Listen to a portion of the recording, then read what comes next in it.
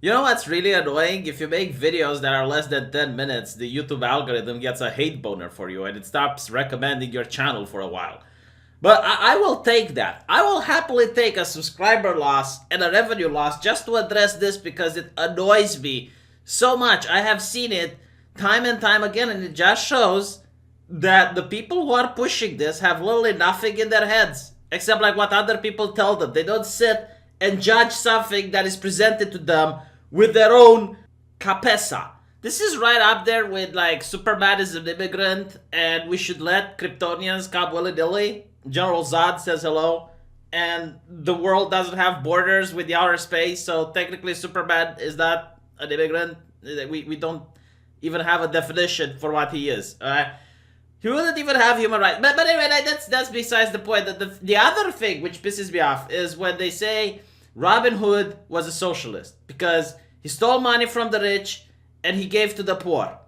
And this is something that has been said so many times, it's cringeworthy. Like, please stop, right? If you have a friend that does this, tell him to stop. Robin Hood is not a communist symbol, you moron. Robin Hood was stealing from the state. He was stealing from the government that was taxing people. He was stealing from, like, Jeremy Corbyn in this picture. He would be the sheriff of Nottingham, all right? Like, he taxes people, and Robin Hood comes and steals from him and gives it back to the taxpayer.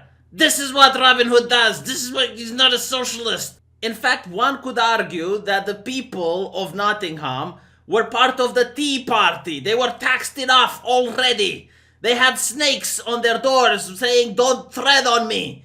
They hated big government that was the sheriff of Nottingham, which was tax, tax, tax, tax, tax, tax, tax. And it's funny, like, I actually got the communist here. Where's the communist? Where's it? Like, it's like, oh, the sheriff was just about to give all the people free stuff. How on earth is it free? Like, look, if I come into your house and I steal your shit, and then when you need to go to the hospital, I come in and I give you some peanuts, and it's like, here.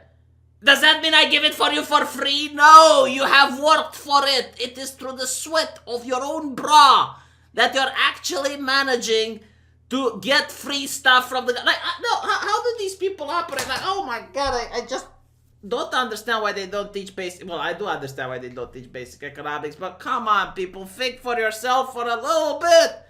If you're paying money through taxes for a service, when the government gives you that service, it's not free, you paid for it. I swear to God, I'm going to pop a blood vessel one of these days. I genuinely do not understand. Why is it so hard for someone to just analyze the data that is presented to him? Did you read Robin Hood? I'm pretty sure they did. And it's like, didn't the Robin Hood rob from the rich? No, he robbed from the government, from the tax collectors, and from the clergy. That's who he robbed from. And he gave it back to the taxpayer. Is that socialism? Is that what Corbyn is trying to do? To rob from the tax collectors? No, he's the one putting the taxes. Listen to this. Labour will learn from Robin Hood, says Jeremy Corbyn. He had the right idea.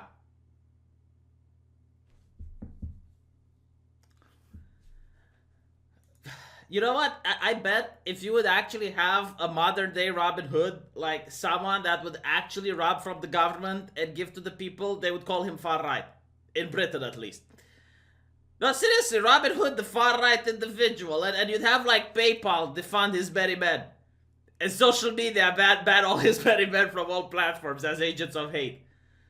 The Labour leader has said his party will learn from Robin Hood, who was a friend of the poor. Okay, first of all, Jeremy Corbyn is not poor. Alright, like he makes, as an MP, if I'm not mistaken, around £76,000 a year.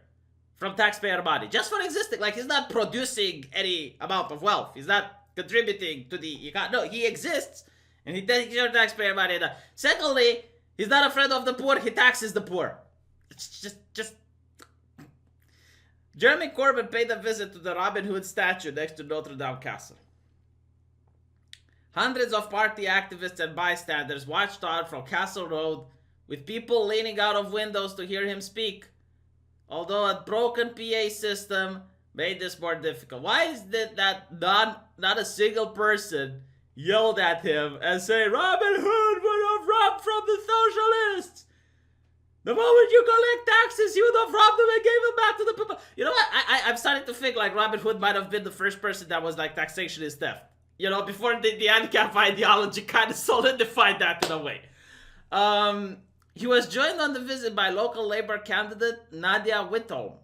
Blah, blah, blah. Speaking to the crowd next to the statue, which comes under the Nottingham South constituency, he said, Robin Hood had the right idea. He had the right idea. And from Nottingham, we learned the lesson. Again, you know what? Maybe he did have the right idea, but I don't think like Robin Hood had a £75,000 salary per year. And secondly, I don't think that Corbyn views himself as the rich to have a Robin Hood rob from him and give to the poor. I mean, look at Jeremy Corbyn's net worth, all right? £3 million. £3 freaking million. Who do you think Robin Hood should rob from, Corbyn? I mean, look at this man, okay? I don't know how he is so popular. I don't know why. I do not understand why there is a cult following around this guy.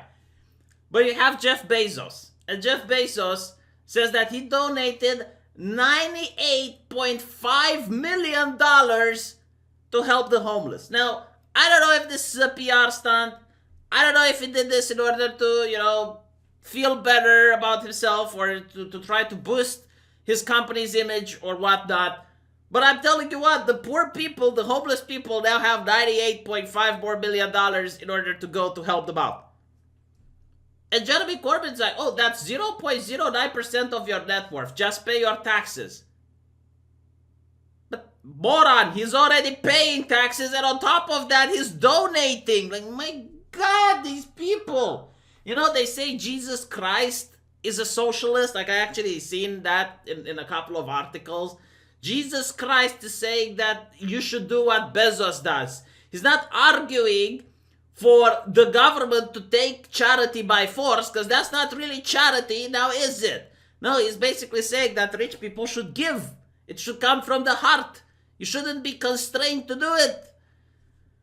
Now, by the way, they just don't understand that I think taxation is theft. I'm not saying that, all right? Like, I do believe some form of taxes are okay, but like, when is it enough? When is it enough? Like 70%, 80%? Are we going for 90? Like, when will you stop? Oh yeah, actually, never mind. It all makes sense now. They won't stop. Won't stop. It makes sense when you're looking at it this way. But you know what? At least we have some sane people out there, some economists that are smarter than I am, and they're calling out this bullshtaco. Apparently, Jeremy Corbyn does pose with the statue, but he's not going to slash the household bills by £6,000. Apparently, it's not accurate. So, apparently, according to this economist, politicians come up with some dodgy numbers, but even by the standards of modern politics, it's impossible to exaggerate how shoddy the numbers trotted out by John McDonnell's yesterday are. I guess this is what happens when you put Diane Abbott to count, eh? The dossier produced to support Labour's plan to put a stop on Rip-Off Britain claims that since 2010, bills for the average household have become £6,000 higher. It also claims that under Labour, they would fall by £6,700. Neither of these claims is accurate. In fact, neither is one on the same planet is accurate. The first problem is that the phrase average household, none of these costs are for the average household. There are a list of different bills that different people have to pay stacked on top of each other. Oh my God, communists doing math. Who would have thought? Everything is emotional. Everything is about emotion, and everything is about taking your money so that you can vote for them. You know, when I grew up, hell, even right now in Romania, saying that you're raising taxes is not a vote winner. People do not want to pay more. So it makes me wonder what type of people vote raising taxes. The only people that I can think of is people who don't work. Because if you don't work, you don't have taxes to pay, so you don't really give a fuck. Or not even that, because they say, well, no, see, because they have a progressive tax. Yes, they have a progressive tax, so rich people pay more. And it's like, all right, so the only people who vote for this is people who don't have any aspirations in life of some upwards mobility. If not for them, then for their children. Because even if Like, let's say I would be some secretary or something. Huh? Would I have big tits to be that? I don't know. But let's say I'm a secretary and my kid goes to med school. I would still think, well, hold on a little bit. If I'm going to vote for rich people to pay more, then my kid is going to have to eventually pay more when he becomes a doctor. Who votes for these policies, my God?